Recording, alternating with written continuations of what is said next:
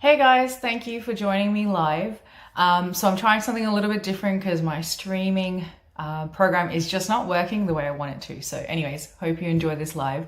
I wanted to talk today about the COP talks. So they have started now, I think officially, given time differences from where I am. And they are running for the next 12 days. So I've already warned my partner that at the end of the 12 days, he's going to have to manage some pretty big emotions from me. I'm just very hopeful that the positive and high level emotions survive through this process.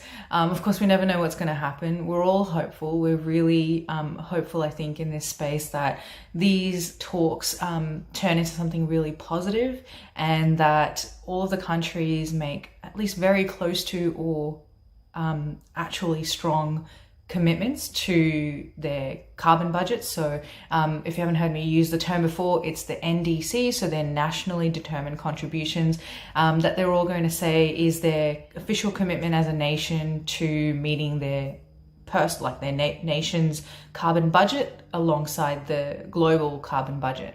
So the thing is, a lot of people in this space are really hopeful. I put out a poll actually the other day, and it was to ask, do you see the rapid emergence of primarily a green/sustainable market on a global scale? And most people said absolutely, abso-freaking-lutely is actually the word I used.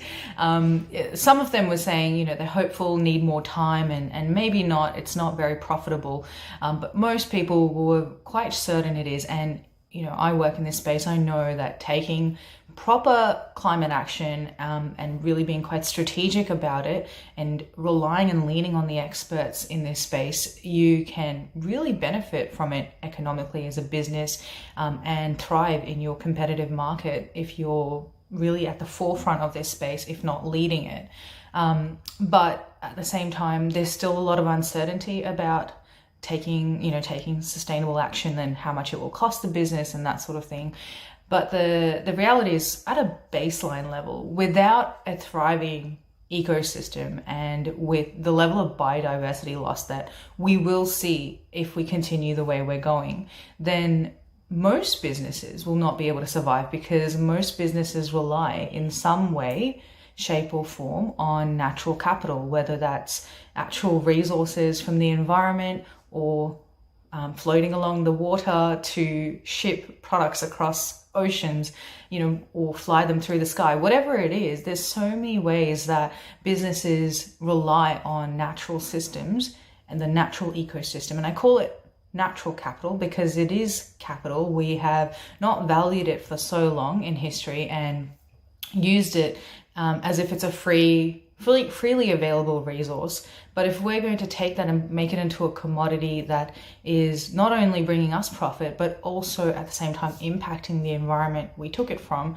then it no longer becomes a free resource. It should be considered with stewardship throughout its life cycle. And what that means is you place value on that item. So if it's wood from a forest or plant extracts from particular crops or animals used in meat production, whatever it is, they're no longer a free resource, and they actually cost us something. They bring us value, they cost us something, they also cost the environment something. So yes, that's anyways, a little bit of a diversion, but let's get back to COP. So these talks are going to be the global leaders, the United Nations member states or nations, making four main contributions around climate change. So one is to secure net zero by mid-century at the absolute latest and keep it to 1.5 degrees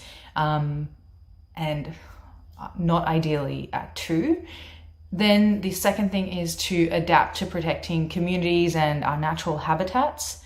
3 is to mobilize finance. So finance is a big thing.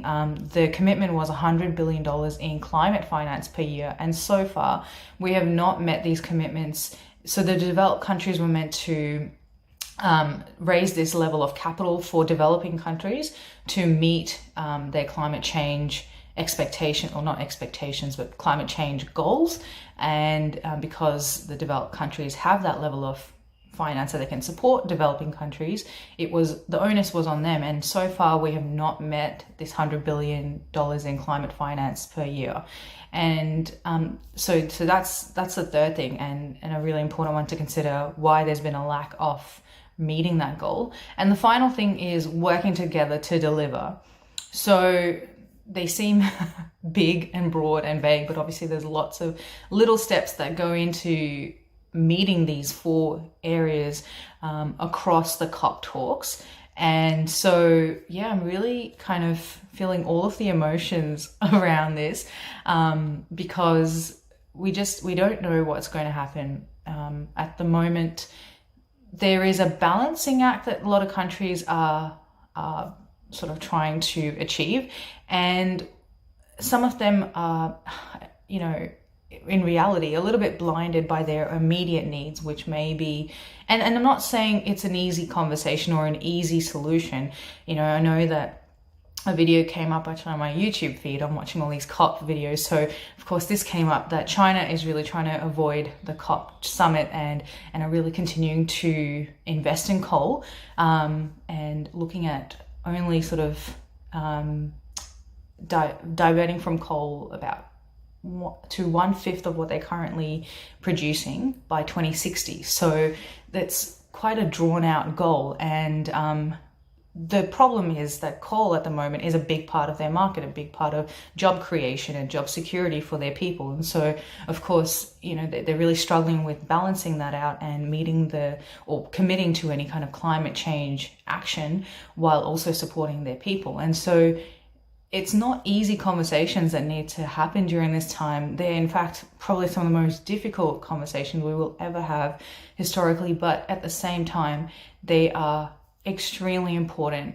for us to support each other in and be very collaborative. I mean, I know I do work in a small business space. I'm a small consulting firm, and it's, in some sense, seen to other people as easier to say collaboration is key, because that's a big part of, you know, how I operate. But it's also at the core of how this will work. It's the core of the Sustainable Development Goals as well, that we need to be highly collaborative and share information freely and readily and look at a new way of protecting new age IP, because IP traditionally has been, we came up with this idea, you know, we're not going to share it, it's valuable to us, and we're going to keep it and hold it very close to our hearts.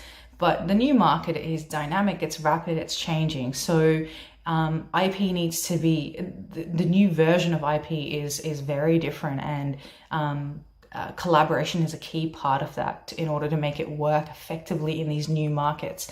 And the companies that actually don't share and hold back on a lot of this information and are not willing, at the very least, to collaborate with their industry competitors as well as potential partners, then they are actually going to fall really quickly behind. So really important to watch this space, for one, to know what this means for your business, because the COP talks are going to lead to legislative changes, which is going to lead to you know, big businesses initially being affected, definitely down to medium, and soon after that, the smaller businesses and individuals in their day-to-day lives. So it all trickles down through, and it's going to catch up to all of us eventually. So don't fall ahead, don't fall behind. You can never fall, well, you could potentially fall ahead, but don't fall behind, and start to talk to more and more people in this space. And, you know, if you're not sure, become aware by having these conversations,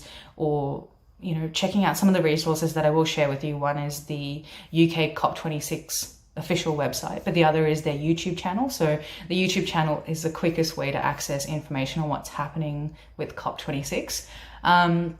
But yes, either way, I will share that information with you. But if you know somebody in this space that you can trust and rely on, then reach out to them and ask them the right questions, get the conversation going. And, you know, collectively we can come together and really start to take that aligned action and not get left behind. So get ready for a big next 12 days, and let's support each other through this. It's a really big time. I know, especially for those working in this space, because we're all really vouching for the best outcome and putting all of our heart and love into this space, because this doesn't come from nowhere. Most people that work passionately for something they truly believe in, that's not just climate change, whatever it is, you're putting everything in. So it's a really big emotional roller coaster. So support each other through this. And if you're a business that is not so sure about what's happening, find out, look it up, look up the resources I share, and talk to the people you trust and value. And stay in touch. If you have any questions, of course, please reach out. Happy to have a discussion, and I hope you all have a wonderful week.